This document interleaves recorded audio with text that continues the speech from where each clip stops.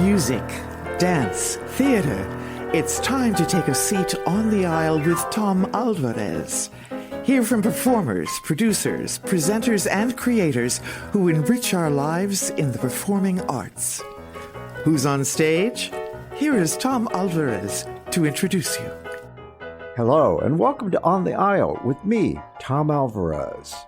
My guest on today's episode is Claudia Polley. After receiving her training as a vocalist at the prestigious Juilliard School in New York, she became a disco music star in France in the 1970s. In the 1980s and 90s, she produced critically acclaimed jazz and blues recordings for Mapleshade Records. Also a trailblazing broadcaster, both locally and nationally, she became one of the first female sports directors in the country. Today, she is best known for her work as a historian and preservationist. Join me now as I go on the aisle with Claudia.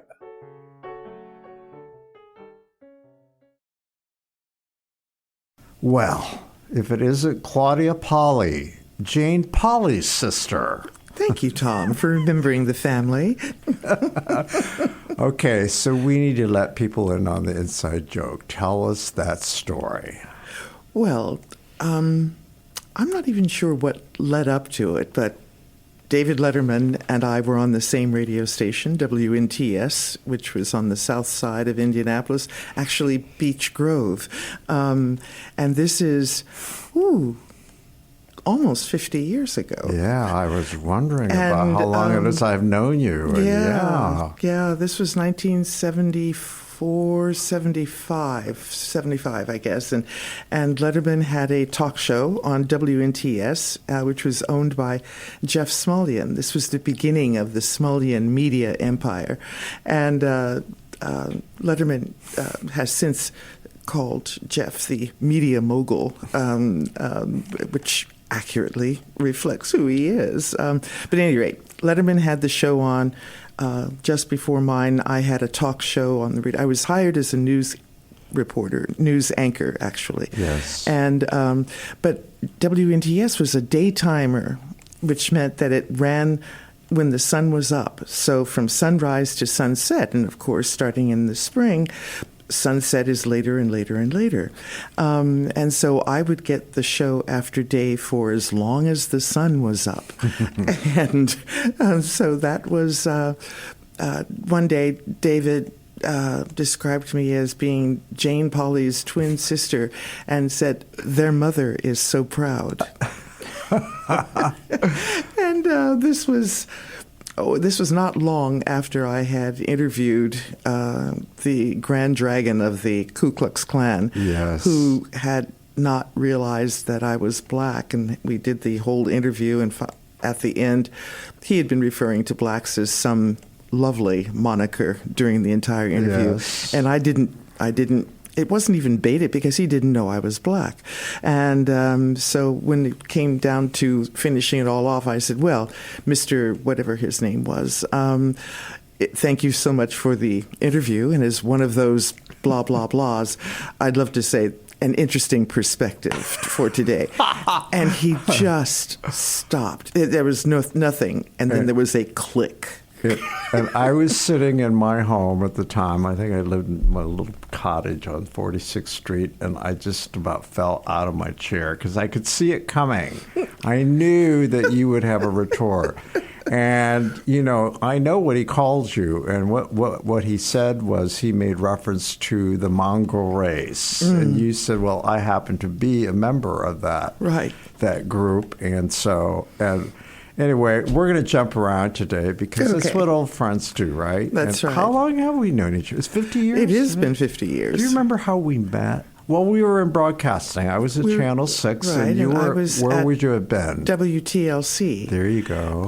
That was my first broadcasting job in Indianapolis, and this was not long after Frank Lloyd had bought the station. And he had hired Steve Scott, and Dr. Lloyd knew my family really well, and probably my mother had said, Frank, you should talk to Claudia about working at the station. So I talked to Steve Scott, and it worked out well, and so I became the morning news anchor for WTLC, and I'm trying to remember the name of the morning DJ on WTLC in 1973. This would have been, but at any rate, it was a good mix because I've got a good voice for going with music. So I could talk and the news. I could end the news and go segue right into his show, and it all worked out very well. So in the intro, I describe all of your various, I call them reinventions. So gosh, let's go there. Wow. I mean, first of all, how much time do we have? Tom? How many?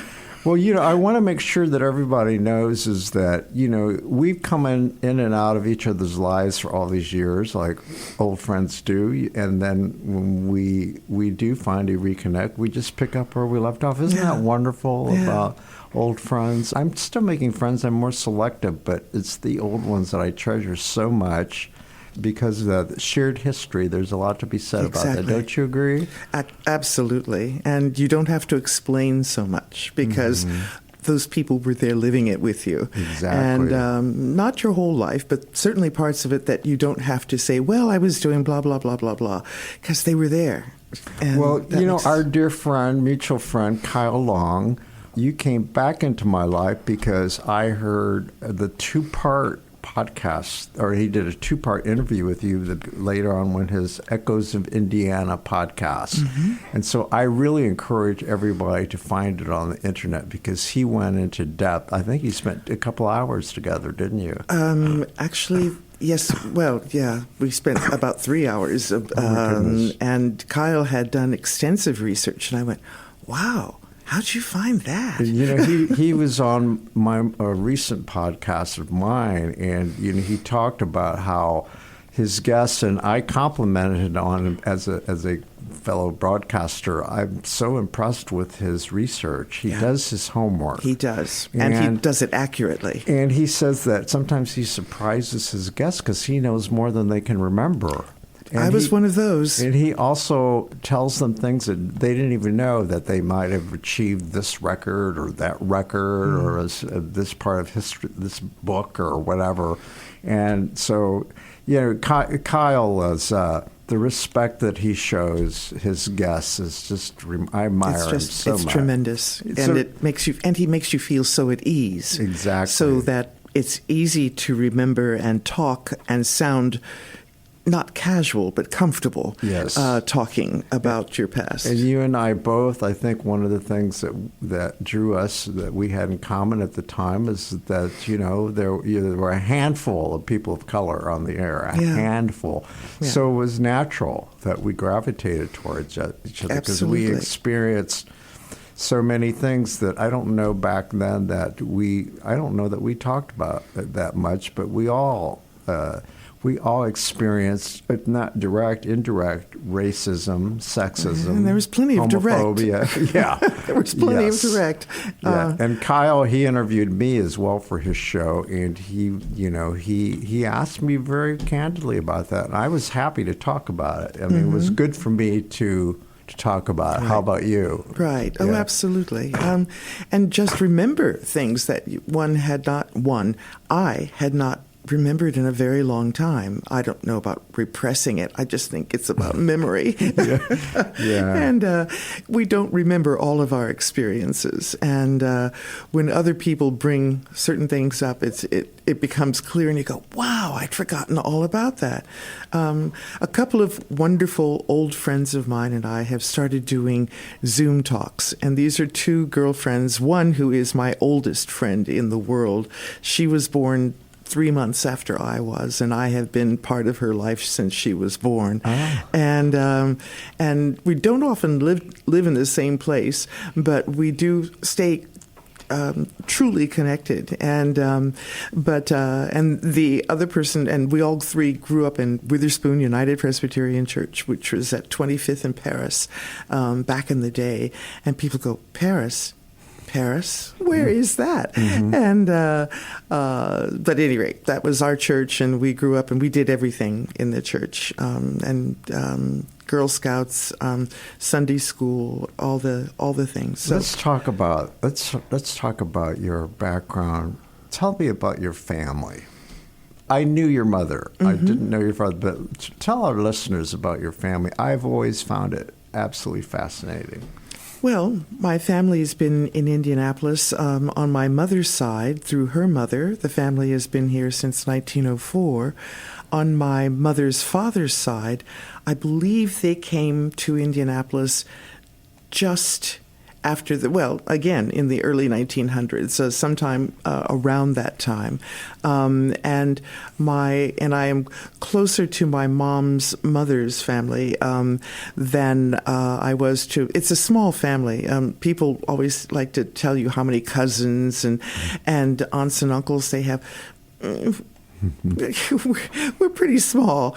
There were my mom had 2 brothers, and between the 3 of them, they only had 6 children. So that kept it fairly close. No, that's not true, because there are 9. My grandmother had 9 grandchildren, so there were 9 of us, and we don't seem to be procreating too much. So the grandkids, my mother, who people will know, Jean Spears, who was shall I call her a mad preservationist, because Mom got it before a lot of other people did. And she was one of the very first to move into Lockerbie Square when Lockerbie Square was a white slum. And people, including her family, said, "Mom, Jean, what are you doing?" She's lost her mind. Lost her mind. And she bought a 15-room house for $5,000 on Park Avenue. So that was not a bad investment. And when we first met, I also met your mother, and I visited you at that home, and I'll just never forget. Why I remember so clearly, there was a wonderful portrait or photograph of Frederick Douglass hanging on the wall, this beautiful gold frame. Whatever happened to that? We still have the frame. I don't know who has that portrait. Maybe my brother. And why did she hang that there? I'm because sure her maiden name is Douglas, okay. And there was always the thought that we were distantly related to the Douglases who had moved to Tennessee after leaving the Washington, Maryland, Chesapeake Bay area, and because all of us played violins or stringed instruments, there was that thought also.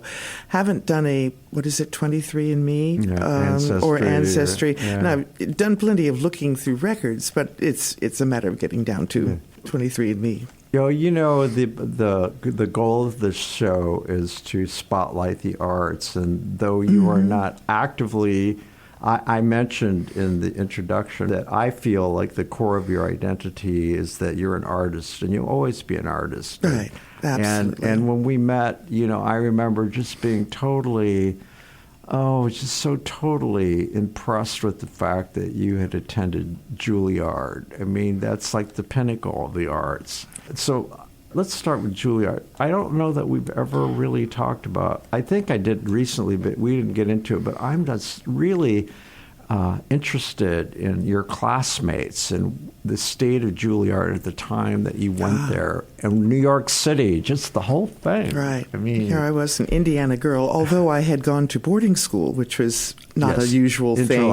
Interlochen Arts Academy before going to Juilliard. I'm sure that's why I did go to Juilliard, because if I had stayed at Crispus Attucks, which is where I had gone to my freshman year of high school, which was like a private school in many ways, especially since my grandmother taught there and had and did teach there for 30 years. And everybody knew my grandmother, and so the expectations of being Marion Birch's granddaughter were pretty high. And the history of that school, people talk about those, many of them had master's degrees and PhDs. Pretty much everybody did have master's degrees. They couldn't be hired at something because of segregation. And so you had a highly, highly educated faculty. Exactly. And who were also also your neighbors and your friends, and everybody basically went to the same churches. So we saw each other not only in school, but also in church and around the neighborhood, because it really didn't matter whether you had any money or not, and nobody was fabulously wealthy, but some people had more money than others. But it really didn't matter when it came to where you lived, because Indianapolis was segregated.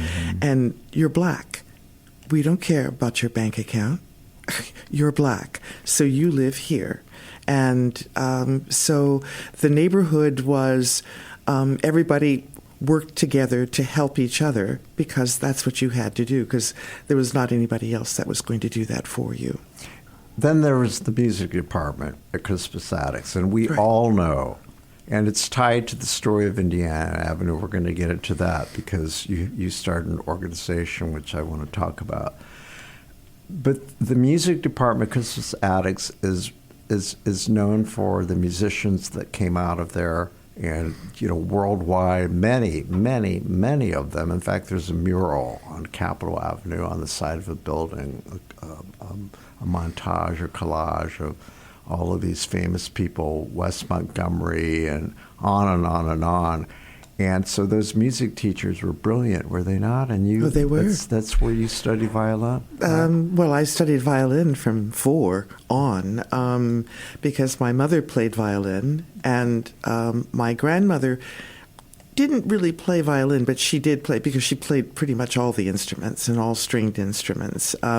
But she played the piano. That was her basic thing. And plus, she was a brilliant singer.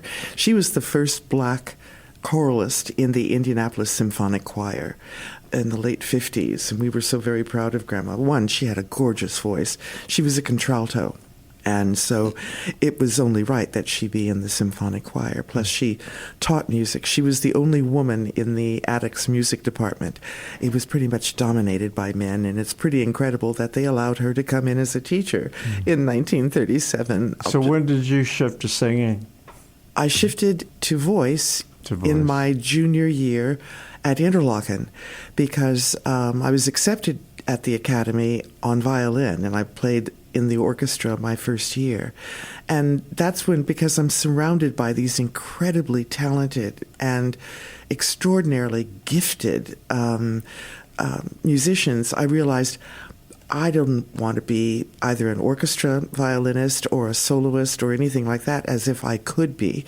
I wasn't bad, but I wasn't at the level of the kids around me. Now, mind you, these are all freshmen, sophomores, juniors, seniors in high school, but they were extraordinary musicians. And so, and it was at Interlochen that I did a little bit of singing, I think in the choir or something, and people said, "Oh, you're really good." And I went, "What?"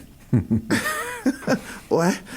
So I said, well, maybe I can switch to voice. And they did allow me to switch from violin to voice. Back in those days, did Interlochen have very much representation of people of color? No. No.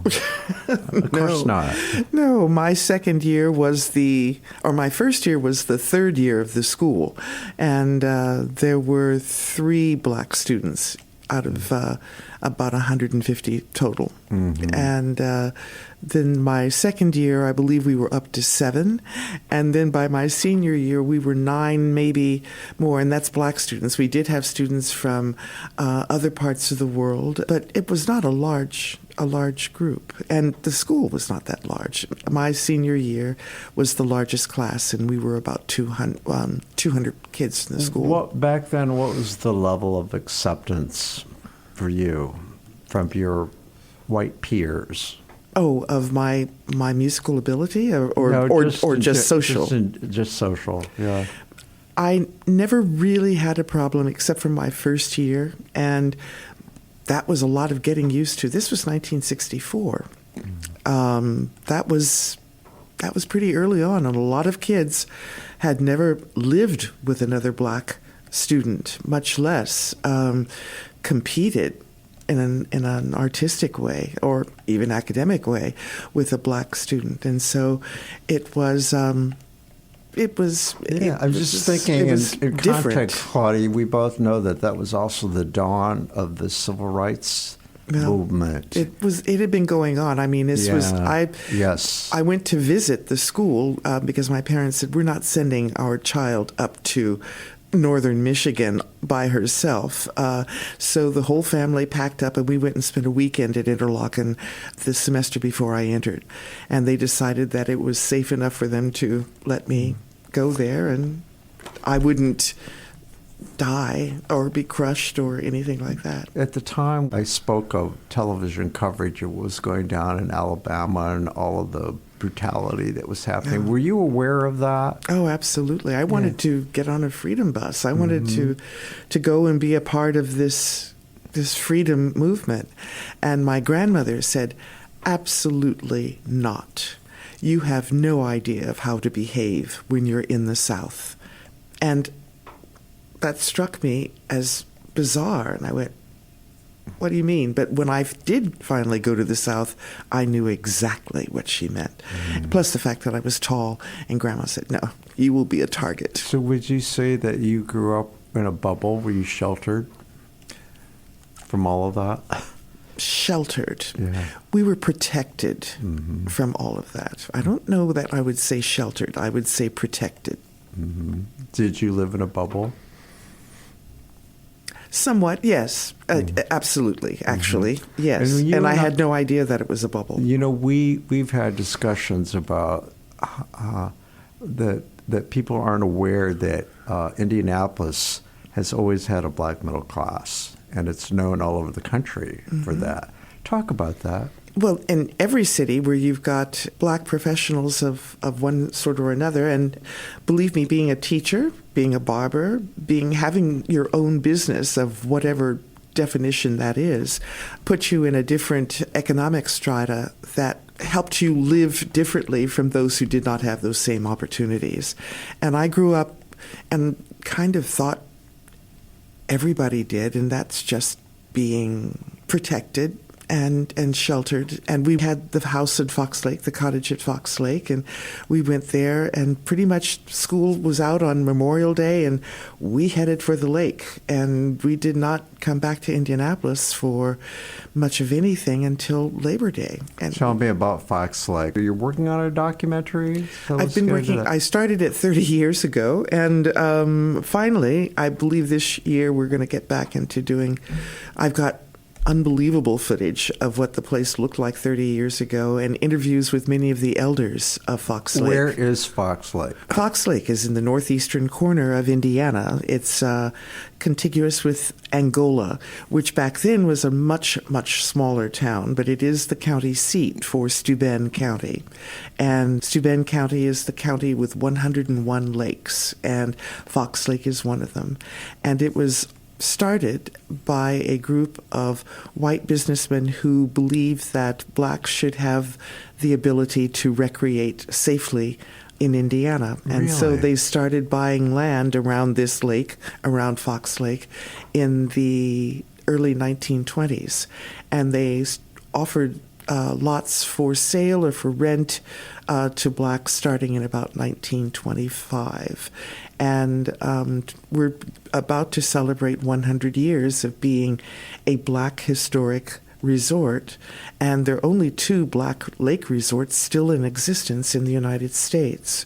Fox Lake is one of them. The other one is Idlewild, which is in Michigan, which a lot of people have heard about because it was the party place. Well, you answered my question because it occurred to me, okay, so how is it that in a state where the Ku Klux Klan was active, that blacks were able to find a community around a lake where they could, just sort of have some peace and be amongst themselves without harassment, but it was white people.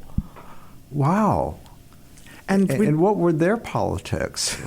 Well, their politics was that every man is equal. That's wonderful. I didn't know that. We want to make sure that our black friends have the same opportunity to live and recreate the way we do. Had someone researched their history, who these people were? Not yet, but that's part of what is being done by the Fox Lake Preservation Foundation. That's a fascinating story. Oh, it's an amazing story. And it was started by men from Marion, from Grant County, which had the Oh, it's just gone right out of my mind. Yeah, the name of the settlement, wonder, the black settlements in I wonder Indiana. if those men may have had like a religious background, like were they Quakers, for instance, or people? They were aware, shall we say? I won't say they weren't strictly Quaker, but certainly that was around them. Angola and Steuben County is not Amish, but you had the Vermonters, as they called them, who, when they came from Vermont and started moving west, they moved along the top of Indiana, and so you had Amish and Mennonite, and the Quakers were more in central Indiana. I see.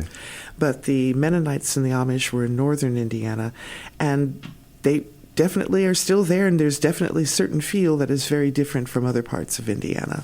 So did the residents of the lake, they were not only from Indiana, correct? They came from Chicago, various other Some from places? Chicago, Detroit, Cincinnati, Toledo, Indianapolis, a lot from Indianapolis at the beginning because they, of course, they arranged for bus tours. People would meet at the Senate Avenue Y, get on a bus, and go to Fox Lake, and then the bus would bring them back. Was there ever like harassment of people getting there who had to go through? There may anything have like that? been. I don't know of that. I don't know about that. I know that the Klan was very active in northeastern Indiana, but they did not bother us at Fox Lake. Wow. And I think in part because the Klan in northeastern Indiana was focused mainly on Catholics and Jews. They absolutely. So was there any kind of cultural life on the lake? Was there music? Was there dance? Was there anything like that, performances of any kind that you recall? Not performances. I mean, of course, in your home you could do what you wanted, and we had our formal gatherings. We had family picnics and formalized swimming and sort of boys and girls clubs and stuff like that, but nothing. People like to say, well, Duke Ellington came through Fox Lake. Well, Duke may have come to Fox Lake, but he came there to rest because there were a couple of lodges that were there. And, of course, the most famous one is the Mar Fran Motel. But there was another resort at the other end of Fox Lake. Black folks settled on the south side of the lake. On the north side of the lake, there were very few homes, and most of them were white. So you're still there, and it's been your family for your place. 85 years. Yeah. And now your children and your grandchildren come visit you. And I know just recently, we'll talk about your kids here in a bit, but... And cousins. Yeah, so is the state of the lake like what's happened in many other, like Lake James and like Jimerson and all Clear Lake? And, I'm from Fort Wayne, as you know, and I grew up in that culture. Everyone went to the lake. I didn't have a cottage, but all my friends, there was always someone's cottage to go to. Right. And now a lot of those places that I recall, rustic cottages, small cabins and all, they've been torn down and people have built, these mini manses. Right. What's happened in your lake? We have remained small and close, and there are a few bigger houses that have been either added on to an extant cottage or the old cottage was torn down and added on to. But mostly, and there is a historic quarter of Fox Lake that is registered in the National Register of Historic Places. And all of those homes pretty much are what were built 60, 70 and earlier years ago. And so we're trying to maintain the authenticity of the cottage there. We don't like McMansions at Fox Lake. And so if they want to do that on the north side of the lake, then they can go ahead. But we are very mindful of our lake is extraordinarily clean compared to most lakes around. And as you were saying, everybody went to the lake and everybody had a lake place. And when that happens, that means you get boats that don't get cleaned, propellers that... Give me an idea of that, or tell me about the size of the lake. Can you sail there? Sailing really isn't, if you have a small, yes, of course. But do people water ski? And yes, you can water ski easily, and people have motorboats. And we're considering buying a pontoon because we're older and we're just not out there for... Oh, there's nothing... Isn't there? There's nothing sweeter than a moonlight ride with your friends. Or playing cards with your friends out on the pontoon in the middle of the lake. It really is quite. It really is lovely, and so the elders of all of the families that have been there for a while, we love we love the pontoons. The kids have got the motorboats. Yeah. So let's get back to, I started to talk to you about those New York years. I mean, I'm such a romantic, though, but I'd like to know more about, okay, so what is it that led you to Juilliard, New York? Well, Juilliard was the #1 conservatory music school in the country, and some would say in the world, and to be accepted there was the pinnacle of success. So people kept saying, you should go, or you should try, you should audition for Juilliard. Now, being from Indianapolis, being a Hoosier, everybody said, well, you can always audition for IU, which was a very good music school. And but I wanted to get away from home. Like everybody does when they go to college. And I said, why would I want to go back to Indiana? And but it was, and I didn't have the best experience when I auditioned at IU.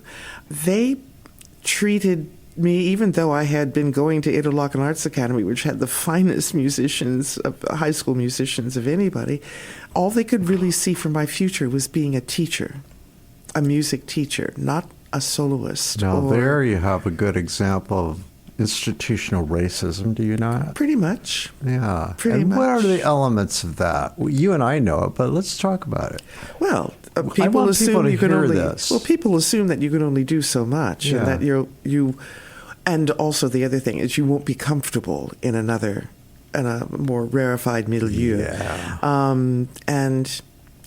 Well, that was their thinking, not mine. So I was accepted at IU, but I didn't have to rely on that acceptance. I applied to just about everything I could apply to. My parents spent a lot of money on college applications, but I was lucky enough to be accepted to not only Juilliard, but Curtis, the New England Conservatory of Music, and those were probably the top 3 music. Damn, you were good. Yeah, well, I auditioned well, so I... Do you remember some of the pieces that you did at those auditions? Oh, my Lord. Oof.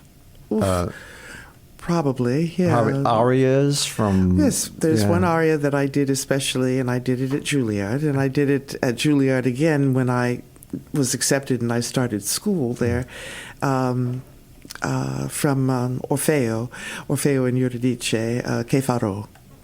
Hum a few bars. Right. Da da da da dum da da da dum da da dum da dum dum da dum. I haven't vocalized today. That's. I was joking, but thank you for that, boy. So was it nerve-wracking? Oh, of course. Yeah. Of course. What was it like? But you can't let your nerve. Well, some people it really does ruin their performance life, but you just have to assume another persona and get out there and do the gig. How many people were there sitting around at a table, or was it like that? What was it like? Do you remember? The audition for Juilliard? Yeah. There were at least 4, if not more, and it was in a studio. So you had a little more room, like in a... Juilliard wasn't that back then what it is now, though, did it have the same... No, Juilliard was at the old school, which was at 122nd and Broadway. Okay, was it this modern thing that they have now by the Lincoln Center? That was... we switched to that in my junior year at Juilliard. So I had 2 years at the old school and 2 years at the new school, which was tremendous. I love the old school because everybody was close together. It was warm. It was fuzzy. The new Juilliard was filled with marble. It was so cold. It was just cold. So I preferred the old school, and the hang was better at the old school. Who did you hang with? Who were your classmates? You had a lot of famous classmates. Well, I was in theory with Pinky Zuckerman, the violinist, when Pinky was there.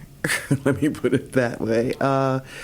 Who else was... the acting classes, I guess, what I'm saying. Did you interact with them? Oh, that was when we were at Juilliard. Yeah. Well, at Juilliard, at Lincoln Center. The first year they had acting was 1 year at the old school. Gotcha. Oh, David Stiers, Patti LuPone, was Robin Williams there at the time? He was in my last year at Juilliard at Lincoln Center. He came to Juilliard that I remember, but he was not at the old school. Who else was at Juilliard? David Stiers, Patti LuPone. Oh, the other actor who. Oh my goodness, you are testing my memory. But yes, there were quite a few that were and are notables, and occasionally we'll see each other. I'll see LuPone every now and then in New York. Well, you lived in New York. Were you able to? I often talk to folks who, who went to school there, and they talk about being sponges and absorbing as much as they could of this, not only the city, the museums, the art, and whatever. Were you able to do that? I was lucky. When I went to New York, I lucked into having been at Juilliard, and one of my schoolmates at Juilliard, her father was the managing editor of Life magazine, and when I couldn't find a place to live, Mr. Hunt advertised in the Time Life intercompany newsletter saying Juilliard student will exchange babysitting for a place to live.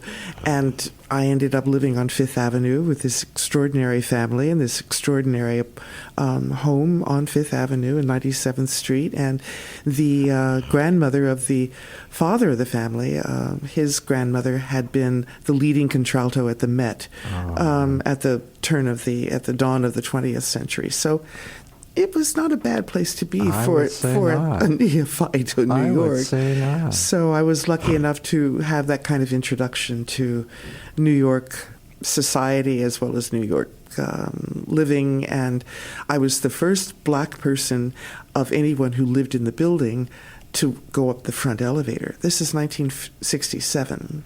Really?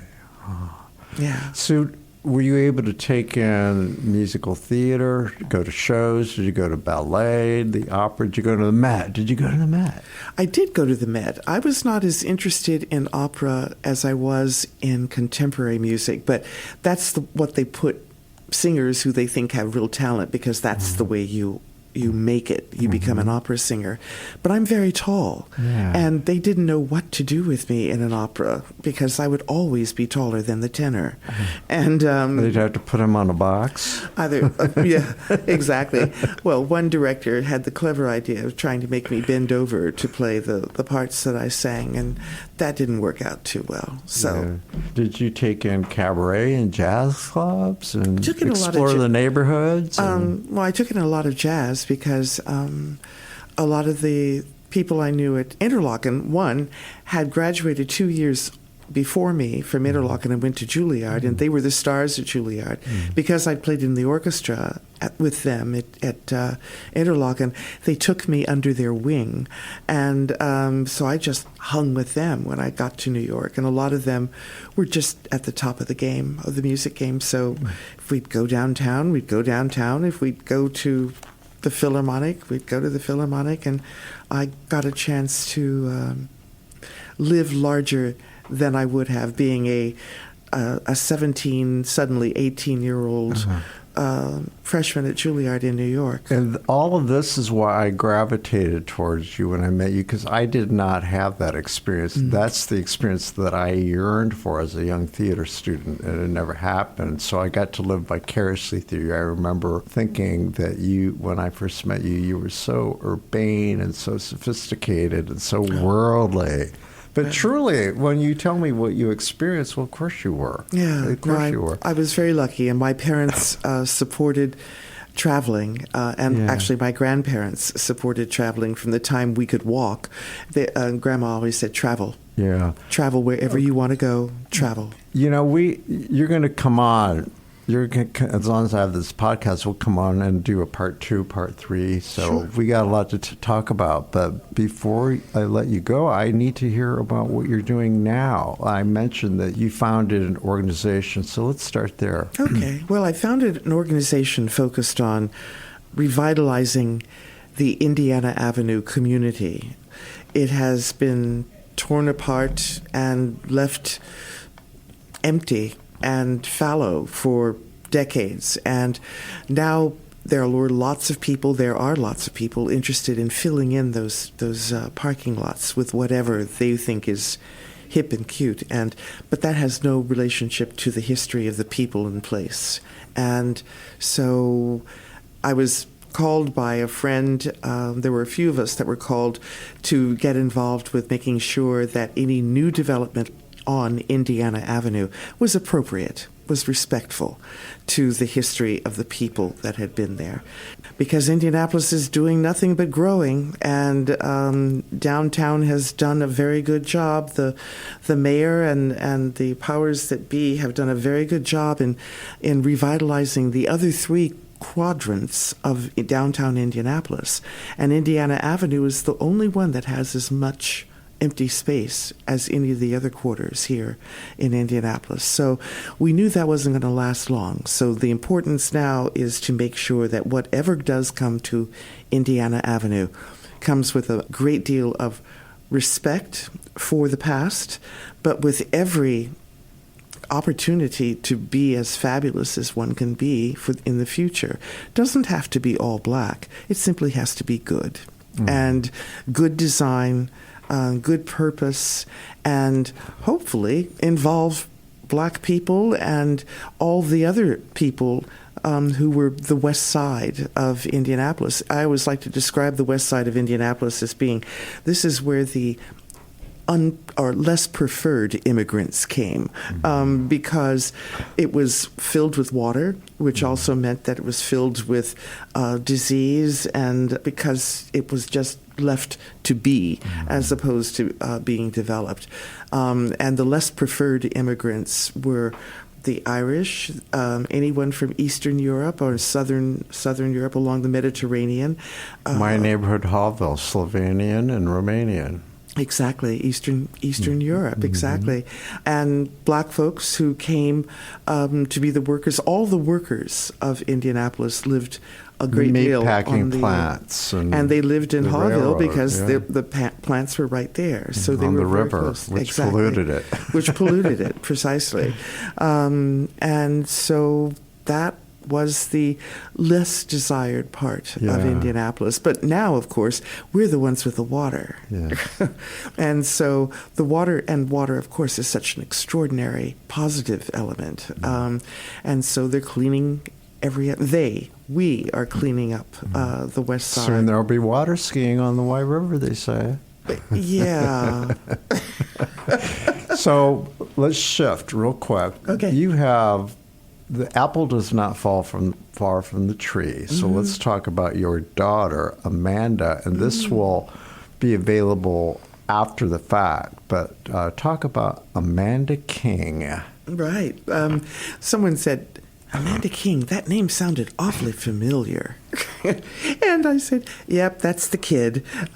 She is my eldest child, and she was born here in Indianapolis. And we knew from the very beginning that Amanda was going to be a performer of some sort. But she didn't want to be a singer. She didn't want to go into music because she said, well, my mom's a singer, and my mom's so big in music. How could I compete? And I never, ever, at least I thought I never dissuaded her from being anything that she wanted to be, but she was an actor, and she was a very good actor.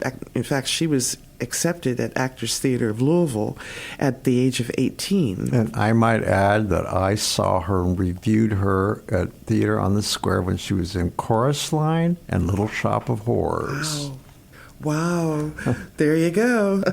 She was fabulous. Yeah. Oh, my God. Because she just lights up a stage. Oh, she fills a stage. She had that it factor. Yeah. Still does. Yeah. So go on. But she finally, when she was about 30, all of a sudden she found her voice. And she also, at 30, I shouldn't be giving out all the things, but she had had her child, her first and only child, and that, of course, changes your body tremendously. And boy, Manda turned into this fabulous singer, and she has wonderful innate musical talent. And because she never studied music formally, of course, back in the days when Indianapolis Public Schools had music as part of its curriculum, she was a public school student and had wonderful teachers just like I did. But now she's singing, and she's doing both cabaret-style music as well as jazz. And the jazz is a wonderful, it's just wonderful, and she's really good at it. So I'm encouraging her to relax. And, of course, as I said, this is after the fact, but why was she here? Well, she's here now working. She has a new album out with Rob Dixon and Steve Ali Quintet, featuring Amanda and Derek Gardner. And it's a pretty big deal because these guys are not chopped liver. Mm-hmm.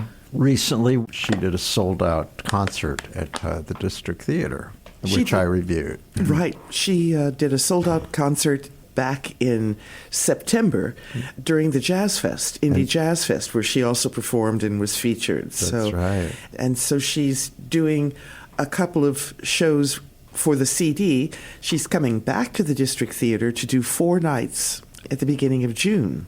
Mm-hmm. And it will be her Ladies That Swing show.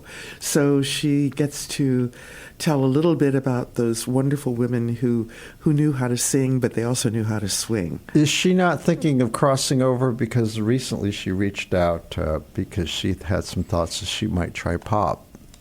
Do you think that she's going to expand her repertoire?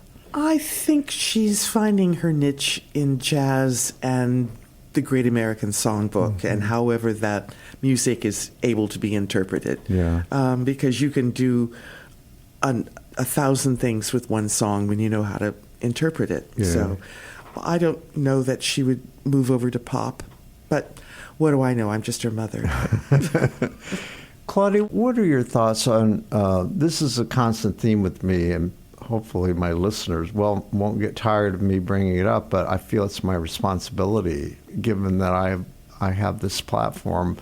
But what are your thoughts about representation? Do you feel that the ball is finally rolling? And I know from my perspective as a reviewer, I'm seeing more and more and more people of color on stage, but also behind the scenes. Designers, costumers, lighters, directors, producers.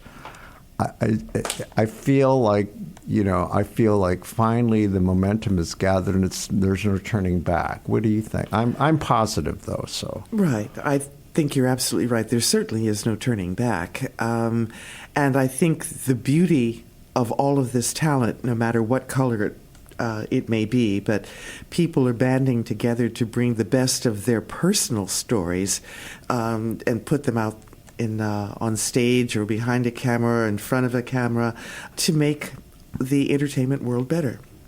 Recently I saw CBS Sunday Morning, and there was an actor who's won several Tonys, but she came to a conclusion. It was an interesting story. Her husband was killed in 9/11, and she decided she did not want to be defined as that person, and it galvanized her to, go forward with her own life. And she became a producer. Now she's producing Broadway musicals. Mm-hmm. And she said that she's finally at the table and bringing others to the table. Right. And I don't you think that bodes well for us as a culture, as a society? Absolutely. Well, we begin to reflect all of us. And the only way society gets better, the only way society is sustainable is that all of us are a part of it. There's no one particular group that is better than the other, and no matter what anybody says, I firmly believe that, and we all have a little bit of something to contribute. And what's your perspective about after coming home after years away? How does Indianapolis look to you in general? Indianapolis wants to be a great city. Indianapolis needs to remember its roots. When I grew up here, yes, there was segregation, but there was also an extraordinary amount of people coming together to talk and to do things. I find that somehow a little different today, and people are erecting walls where there don't need to be walls, and people are assuming that you're one way when you may not be a way, and that's just so limiting, and it's so sophomoric, and Indianapolis is better than that. It's not the Indianapolis I grew up in. What's your advice to young artists? First, figure out who you are, and then you can go be whomever you need to be. But you have to have a base from which to work. And it is difficult sometimes knowing who you are. And that reality check doesn't happen overnight, but it is important to do. It's important to be prideful of who you are and how you are. And you don't have to wear it as a badge on your shoulder, but you just need to know who you are and what makes you you. I'm breaking this down. What about young people who want to be broadcasters? Because you've done that too. Mm-hmm. Pay attention. That's the most important thing as a broadcaster, especially a broadcast journalist. Pay attention. Assume nothing. Because we really don't know much at all. And find your way of telling the story that is accurate, and I'll use the word comfortable, but it means that people will listen to what you say. And if you are accurate in what you're saying, people will then learn to trust you.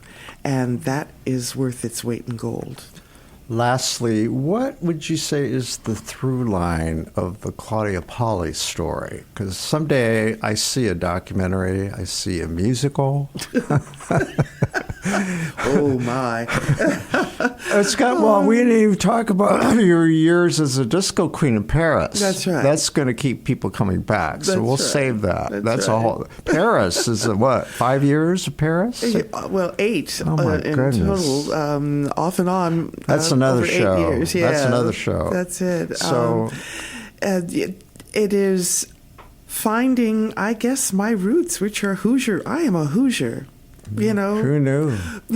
I am a Hoosier through and through. And one of the things I learned about being a Hoosier was being inquisitive and wanting to know more, and hopefully being accurate in what and who I am. Now, it has not always been pretty or easy, but trying to figure out and tell that story. And in understanding better my story, I'm able to help other people tell their stories, which is, as you well know, in broadcasting, that's the ace. Yeah. Is getting people to tell their stories. Well, what a pleasure having you on the show. So it's been a great ride. We're still on it. We're still here. That song, We're Still Here from Follies. That's right. Yeah. That's right. So thank you again for giving me your time. Well, absolutely. Well, as you say... Oh, by the way, people, you're on the intro of my show and the closing of the show. So right. Thank you for that. I haven't had a chance to say thank you. I'm always happy I needed a bit of class. It was those 8 years in And Paris. who better that did it. than Jane Polley's sister, right? That's right. Okay. That's right. Okay. And now that Jane is now that Jane is CBS Sunday morning, I mean, it's a legend. perfect... She's a legend. She is. She's great. She's great. Well, she walked these very halls of Channel 8 where we're doing the say. studio. That's right. So there you have it. Okay. Back in the day. All right. Thank you again. Thanks, Tom. See you soon. Our thanks go out to our media sponsor, Urban Times. Urban Times is a monthly news magazine which serves as the official neighborhood newsletter for 16 Indianapolis neighborhoods, offering news about development, arts and entertainment, and from the business community. Who will take center stage on the podcast next? Your seat on the aisle with Tom Alvarez awaits.